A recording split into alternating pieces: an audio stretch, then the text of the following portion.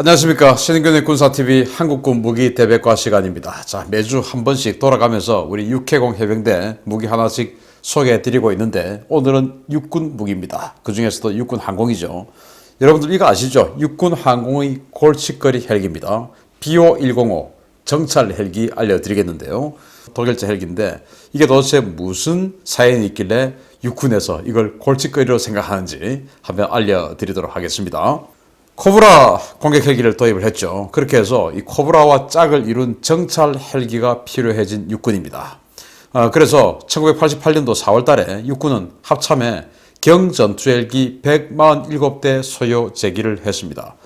이 시기가 우리 육군의 그냥 르네상스가 됐죠. 1987년도에 3세대 전차인 K1 전차가 도입이 되었고, 그리고 코브라 공격 헬기가 도입이 됐고, 그러면서 이제 코브라의 이 스카웃 역할을 해줘야 될 이 정찰 헬기를 또 도입 소요 제기하고, 이런 식으로 또 자주포 도입 사업도 진행하고, 이런 식으로 하면서 완전히 우리 육군이 그야말로 선진 육군으로 거듭나는 시기예요. 냉전의 끝자락이죠.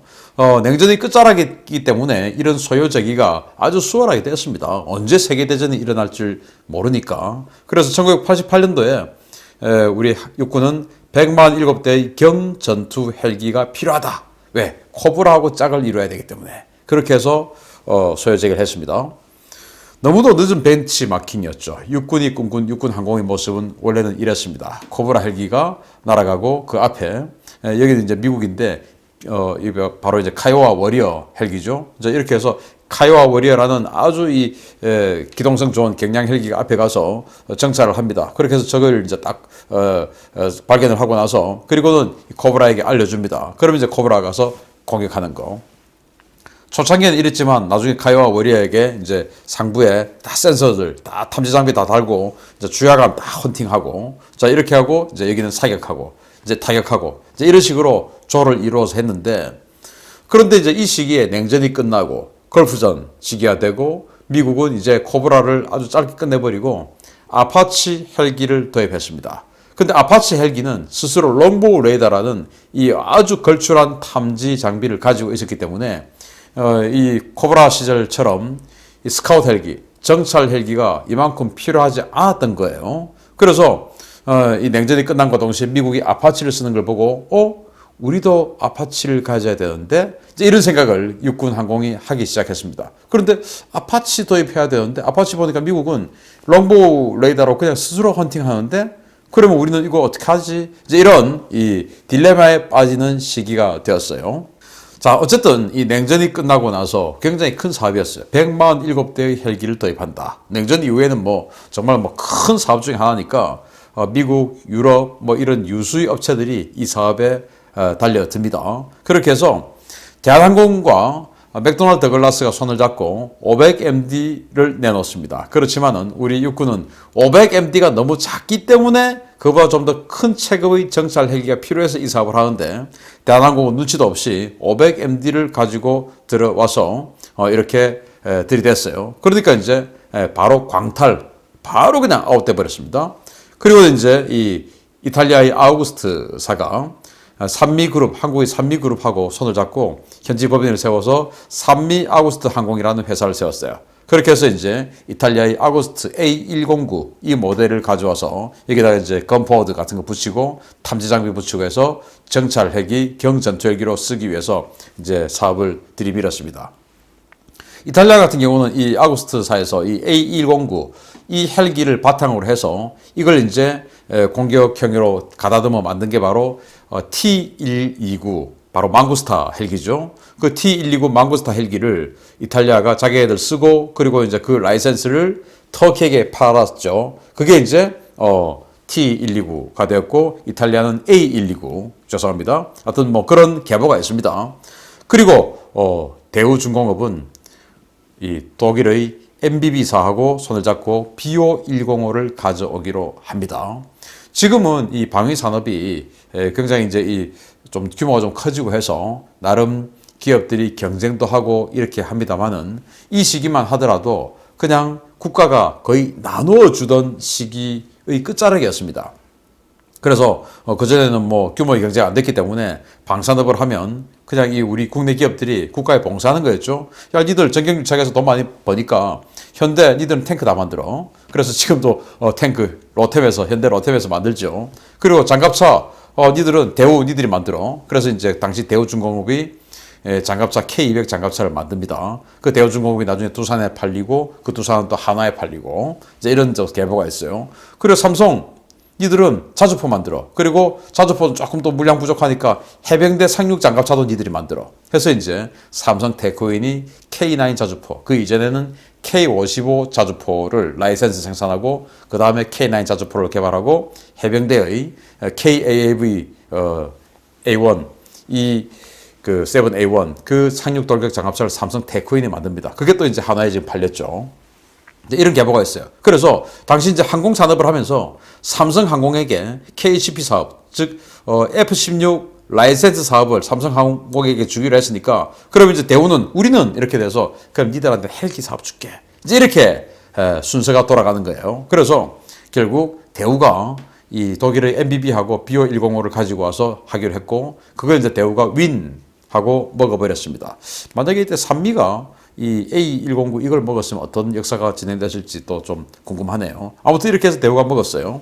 자, 그런데 우리 국방과학연구소 ADD에서 장관님 이거요 항속거리 그리고 악천후 비행 능력, 광학 정찰 장비 성능 전부 ROC 군에서 요구한 그 요구 성능 미달인데요. 이렇게 됐어요. 성능 테스트를 해보니까 이게 이 탐지 장비의 성능도 군에서 요구한 성능이 안 나오고 악천후 비행 능력, 뭐 항속거리도 원래는 무장 헬기가 아니고 그냥 경수송 헬기입니다. 그러다 보니까 여기다 무장을 다니까 항속거리가 뚝 떨어져 버리는 거예요. 그래서 이 코브라하고 합동 작전하기에는 너무나 부족하다. 그래서 ADD가 브레이크를 겁니다. 아주 이제 난하게 봉착해 버렸죠. 자, 그런 상황에서 육군은 뭐야 세상이 지금 바뀌고 있네 라는 그 세상의 흐름을 봅니다. 미 육군이 아파치를 가지고 전쟁을 합니다. 그 아파치를 가지고 전쟁하는 거 보니까 이거는 코브라하고는 차원이 달라요. 육군의 로망이 아파치가 되었어요. 우리 아파치 사고 싶어. 근데 아파치 롱보우 레이더가 있네. 근데 우리가 만약에 이 경전투 헬기, 정찰 헬기를 많이 사면 아파치 살 때 롱보우 레이더 우리 못 사는 거 아닌가? 이런 생각도 들고 해서 야, 그러면 우리 소요 이거 좀 줄이자 해서 최초에는 1988년도에 100만 7대를 소요제기 했다가 90년도에 106대, 92년도에 86대, 그리고 92년도 다시 54대, 96년도에 36대까지 줄여버렸어요. 이 36대는 왜냐? 코브라 헬기는 이제 제대로 된 탐지 장비가 없으니까 코브라 헬기 70여대가 우리 한국 육군이 있으니까 그거 이제 코브라 2대에 이 BO105 하나 뭐 이런 식으로 이제 짝을 이뤄서 하나가 정찰해주고 2대가 공격하고 이렇게 이제 편대를 구성하려고 이거 36대 그냥 36대 하자 이제 이렇게 된 겁니다. 그래서 처음에는 100만 7대 하기로 해가지고 뭐 아우구스트 들어오고 맥도날드 글라스 들어오고 막 이렇게 했는데 36대짜리가 돼버린 거예요. 자, 그래서 ADD는 있잖아요. 그 후보 규정들 뭐 아구스트든 뭐 맥도날드 글라스든 뭐든 전부 다 ROC 미달한다니까요. 안 돼요. 이제 이 국방과학연구소는 그러고 카이다 국방연구원이죠. 여기 이제 이 논리를 개발하는 이 문과들 집단이고 여기는 이과 집단이죠. 문과에서는 아니 고작 36대인데 면허 생산하는 거 가성비 떨어져요. 이거는 안 맞아요. 그냥 직도에 파세요. 아니면 하지 말든지 이제 이렇게 된 겁니다. 그러니까 국방부에 들어보니까 야 그래 사업 전면 재검토하자. 차라리 KMH 사업에다가 엎어가지고 국산 헬기 개발하는 게 어때? 이제 이렇게 또 국방부에서는 제안하기도 하고. 그러니까 이제 육군 입장에서는 머리 아픈 거예요. 안 그래도 지금 아파치 하고 싶어 죽겠는데 상황이 너무나 급박하게 바뀌고 있고 또 이렇게 ADD, 카이다 이런 데서 막 브레이크 걸고 이러니까 막 골 아프다. 그냥 차라리 그냥 다 때려치고 사업 삭제해 주세요. 이제 이렇게 돼버린 겁니다. 그런데 문제는 국방부 장관이 이미 대우에게 돈을 좀 받아 먹은 겁니다. 그래서 때려칠 수가 없는 거예요. 당시 1990년대 초반에 대우가 국방부 장관에게 1억 5천만 원의 뇌물을 줬습니다. 이건 다 자료에 나와 있는 겁니다. 그럼 지금 그 시각에서 보면 1억 5천만 원, 그 1억 5천만 원 큰 돈 아니네 라고 할 수 있지만 90년대 초반에 1억 5천만 원요. 아파트 한 채 값입니다. 지금 아파트 얼마 합니까? 그 정도 받아 먹은 겁니다. 장관이. 그러니까 이거 없애지를 못하는 거예요. 야, BO105 그거 해줘라. 해줘라. 그냥 라이센스 생산 좀. 이렇게 된 거죠. 그런데 분명히 ADD가 이거 성능이 안 나와요. 그런데 장관은 해줘라. 이러니까 그럼 어떻게 해야 되냐. 육군에서 알겠습니다. 그러면은 차라리 우리가 요구 성능을 낮출게요. BO105에 맞추어서 장관님 막 하라고 압력을 주니까 그러면 BO105를 할 수 있도록 아예 최초 요구 성능을 변화시켜버린 겁니다. 그래서 이때부터 그랬는지 하여튼 우리 육군이 우리 방산업체의 능력에 맞추어서 자꾸 이 ROC 요구 성능을 다운시켜주는 이런 아주 나쁜 병에 걸려 있습니다. 이 정말 나쁜 병입니다. 그러면 안 되죠. 그러니까 방산비리 의심받는 거예요. 자, 그렇게 해서 낮춰졌어요. 그래서 승무원, 조종사 2명에 병력 4명 탈 수 있고요. 최대 이륙 중량은 2.5톤입니다. 그리고 엔진은 420 샤프트 마력짜리 2개를 얹습니다. 최대 속도는 시속 242km. 작전 반경은 비무장 상태에서 542km. 그러나 무장, 그러니까 이 로켓포드 그리고 건포드 이렇게 달면은 작전 반경이 확 줄어들어 버립니다. 센서는 보잉에서 가져왔어요. 나이트호크 서치 시스템. 그래가지고 여기 탐지 장비를 가지고 왔습니다. 무장 능력은 12.7mm 건포드, 기관총 포드 한 총신, 벌컨도 아니에요. 그리고 이제 70mm 로켓 7발. 그래서 로켓 포드. 뭐 이런 식으로 이제 아주 경무장하고 여기다가 이제 탐지 장비 달아서 저기 어디 있냐 보고 그 저기 있는 걸 보고 코브라에게 자, 어디 저기 있으니까 가서 공격해 알려주는 그런 역할을 하기로 했는데 문제는 일단 돈은 받아 먹었죠. 그러니까 해줘야 되겠죠. 근데 육군에서도 이제 싫어하지 맙시다. 이제 이렇게 나오니까 이거 안 되겠다. 어떻게 하냐. 그냥 12대만 생산하자. 12대만 생산하게 된 겁니다. 라이센스 생산하는데 12대만 라이센스 하는 겁니다. 이거 말이 됩니까? 정말, 그러면 이제 가격이 엄청나게 당연히 올라가겠죠. 원래는 100만 7대 라이센스 생산하기로 했는데 12대만 라이센스 생산하니까 그 라인 깔고 아니 지금 이 대우에다가 라인을 깔고 했다니까요. 그러니까 이 라인비하고 다 줘야 되니까 얼마나 비싸겠습니까? 그래서 당시 1990년대 중반 가격으로 대당 100억이 넘었습니다. 대당 100억. 당시 그 대한항공이 UH-60 블랙호크 라이센스 했는데 그 블랙호크보다 더 비슷한 가격의 조그만 헬기가 나와버린 거예요. 말도 안 되는 상황이 된 거죠. 그런데 너무나 황당하게도 유럽제 헬기를 사면 부품 후속 군수 지원이 제대로 안 된다라는 그 진리를 이것도 비켜가지 못했습니다. 2009년도 국회 국방위 국정감사에 이런 어이없는 국감이 나왔어요. 자료가. 육군이 운용 중인 정찰 헬기인 BO105 기종의 핵심 부품이 단종되어 정찰 임무 수행이 불가하다. 이 헬기의 핵심 장비인 TADS 즉 탐지 장비는 미국 제작업체가 도산해서 수리 부품 확보가 중단되었으며 이로 인해 10세대 중에 단 2대만 가동 중이다. 라고 나왔습니다. 12대 생산했는데 왜 여기 이 기사는 10세대라고 이야기했는지 모르겠어요. 아무튼 2대만 가동된다는 겁니다. 불과 몇 년 만에. 이거 탐지 장비 만드는 회사가 망했답니다. 그래서 부품이 없대요. 말이 안 되는 상황이죠. 이런 식으로 이제 운영을 하게 된 겁니다. 그래서 유럽제 무기 생각 잘해야 됩니다.